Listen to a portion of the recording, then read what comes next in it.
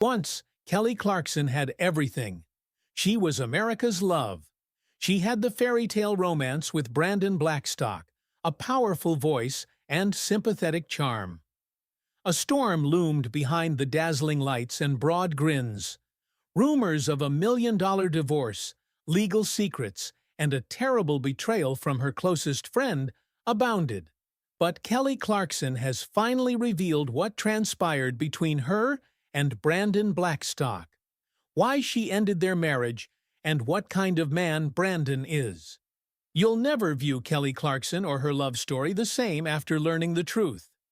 Kelly Clarkson's rise. You know her voice. You saw her smile. Hidden underneath the effervescent charisma and powerful vocals is a far darker story. She finally spoke out about her ex-husband, Brandon Blackstock, to the surprise of everyone. To understand why her story is so tragic, you must know Kelly Clarkson.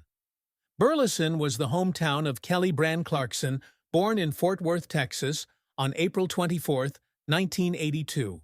Unfortunately, her parents divorced when she was 6, leaving a mark on her heart that would later influence her most sensitive poems.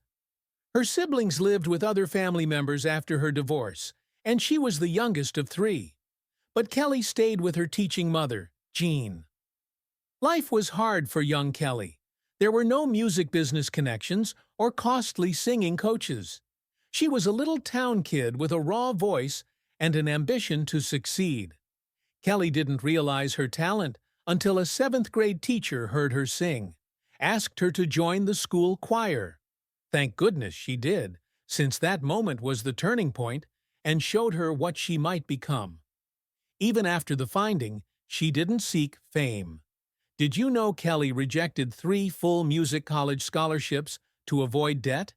She wanted to try and earn independently. With only a dream, she moved to Los Angeles after high school. And a demo. Almost immediately, everything went wrong. Kelly faced many obstacles in her music career. She declined 2 record label offers from Jive Records and Interscope Records because she sounded too black. Her apartment burned down, and after sleeping in her car for a few days, she had to move back home and work multiple jobs to survive. Kelly persisted when most would have quit. Finally, in 2002, a friend introduced her to American Idol. Kelly first didn't think it was her style, but she auditioned and it changed everything. When she sang Madonna's Express Yourself in Dallas auditions, everyone knew she was unique. She arrived with a basic clothing, a nervous smile, and a clean, smooth voice that gave the judges shivers. Week following week, she impressed judges. She won over people with more than her voice. It was her vibe. Kelly was genuine, hilarious, and humble. She didn't strive for perfection. She laughed, stammered, and spoke like a classmate. She had that girl-next-door charm that made everyone feel familiar. Kelly brought fresh air to a world of divas and drama. By the conclusion on September 4, 2002, America had chosen its darling. Kelly sang "Moment Like This," with tears in her eyes, and others did too. She was the first and perfect American Idol winner. After Idol, things accelerated. 2 weeks after signing with RCA, Kelly released her debut single, "A Moment Like This." This song shattered a 38-year Billboard record by rising from 52 to 1 in 1 week. It was 2002's top-selling U.S. single. From regular girl to chart topper, Kelly changed overnight, but she wouldn't be a one-hit wonder. Her 2003 debut album, Thankful, earned double platinum. Everyone was captivated by her heartfelt melodies, not manufactured pop. Breakaway, her second album, followed. After that, Kelly Clarkson ruled music. Her record won 2 Grammys and sold over 12 million copies. Kelly Clarkson was famous by 2006, and not only in America. Talking global stardom. Kelly's career expanded beyond music. She attempted acting. After that, her 2019 Kelly Clarkson Show was a hit. She combined her charm, humor, and heart on her daytime chat program. It had all: interviews, tears, and funny games. Most importantly, it had her. Kelly Clarkson was more than a singer by then. Her brand was global. She has 25 million CDs, Grammys, and the voice coaching experience, and become one of TV's most real personalities. Despite her popularity, money, and success behind the scenes, her personal life was crumbling apart. Fans were stunned when she revealed her nuptials. Kelly's secret battles. You don't hear this about celebrity.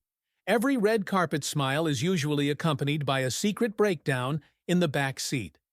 Behind the scenes, Kelly Clarkson was breaking down despite her Grammys, big singles, and sold-out tours. After she reached the top, the music industry sought to modify her. Rewind to 2007, when Kelly released her third album, My December. If you listen carefully, it's like reading a journal. Nobody was meant to see. Pop rock songs and catchy hooks disappeared. She wrote songs full of emotion, heartache, and rebellion. Every note almost conveyed her distress. Songs like Never Again and Sober were honest. Radio wasn't their purpose. They lacked chart-worthy attire. Their sadness and honesty were unsettling. The twist: her record label reviled it. Clive Davis and other RCA executives reportedly opposed her album release. They wanted her to return to her effervescent, radio-friendly style. Kelly declined and fought to preserve the album as she wanted. She jeopardized her job, industry connections, and sales. Staying true to herself cost her. The record went platinum, but it didn't have the marketing she had before. Some rumors said radio stations were advised not to publicize it, resulting in unpleasant interviews and hurtful rumors about Kelly being tough, emotional, and ungrateful. The lady once called America's sweetheart was now an issue for not faking it. Kelly didn't mean to be edgy or tough. It wasn't drama for her. Her pain was real. She could only express herself on this record. Kelly later stated she was in her lowest period in interviews. Depression, anxiety, and being told to be somebody she wasn't plagued her. It wasn't just music. Her weight was regularly criticized. Tabloids criticized her appearance. Stylists tried to dress her like someone else. Her publicists advised her to tone down her humor, honesty, and opinions. She seemed less marketable because she was real. Kelly refused to give up and kept being herself. That made her life harder, but it improved her music and made her followers more dedicated, because they knew she was real. She didn't aim for perfection. She discussed her weight, nervousness, and industry pressure. She resisted lip-syncing. She refused Photoshop. Apparently, she called out execs who tried to control her image. She was a real woman among fake pop stars. Perhaps that's why she kept winning Grammys, selling out venues, and gaining fans. Later, when her personal life took a tragic turn, this lifestyle became even more vital. You see, Kelly believed in love. She wanted to start the family she never had. She thought she'd found her happy ending when Brandon Blackstock entered her life looking attractive, supportive, and everything she'd been yearning for. But that ideal will progressively become a nightmare. The woman who fought the music industry must now fight for her freedom. Kelly Clarkson and Brandon Blackstock met at an Academy of Country Music Awards rehearsal in 2006 and fell in love. Brandon Blackstock, the stepson of Reba McEntire and son of country music veteran Narvel Blackstock, was a music manager. Kelly saw him quickly since he was smart and quite assured. In a later interview, she remarked, "I've only had 3 other boyfriends, and not seriously. This guy walks by amusing everyone, saying I'll be with him." I know. Kelly fell in love at first sight, but it was too soon. Brandon married Melissa Ashworth, but the break occurred in 2012. It felt like a missed connection until fate intervened. After 6 years, they reunited. They were available this time since Brandon was divorced. Kelly performed the national anthem during the Super Bowl, where they met. Brandon's father, Nolan, was her manager, and she said she was apprehensive about performing because she wanted to impress him. And things ignited quickly. However, their attraction was both physical and emotional. Brandon was the first to make a lady who had sealed her heart feel safe. Not merely a crush, Kelly finally believed in forever. She felt something new for the first time. She admired his stability, confidence, and fatherhood. Watching him with his ex-wife's children inspired her to create a family. For Kelly, who'd grown up in a broken household, that was big. She always feared becoming a wife and mother and becoming like her parents. Because Brandon symbolized healing as well as love, those concerns began to slip away. Brandon proposed in December 2012 after a quiet romance in February 2012. Naturally, Kelly agreed. She tweeted, "The couple married in October 2013 in a small private ceremony in Tennessee. It was no celebrity extravaganza. They had only close family and no press. I'm Mrs. Blackstock," she tweeted.